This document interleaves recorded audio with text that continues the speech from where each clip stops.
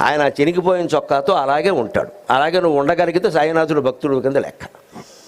అందుకోసం వేషం వేయకూడదు. ఆ స్థితి వచ్చినా భరించగలగాలి. మన సంపదల కోసం, మన కోరికల కోసం ఆ బికారిలా కూర్చున్నాయని ప్రార్థిస్తున్నామంటే ఏమర్థమయ్యాడు దేవుడు మనకి? నేను బికారిలా ఉన్నానురా, నేను చినిగిపోయిన చొక్కా దొరికిన, మాకు బోర్డు బట్టలు కావాలి, మాకు ఇచ్చే, నువ్వు అలాగే ఉండు, నమస్కారం. నేను పెళ్లి చేసుకోలేదురా, నేను సన్యాసిగా, మా అబ్బాయికి పెళ్ళి అవ్వాలి, ఏమైనా సరే నువ్వు తీర్చాల్సింది. గుడి చుట్టూ తిరిగితే పెళ్ళి అవుతుందిట. ఆయనకి అవ్వాలి, దీనికి ఎలా అవుతుంది? అయ్యేటట్టుంటే ఆయన చేసుకోవడమ్మా.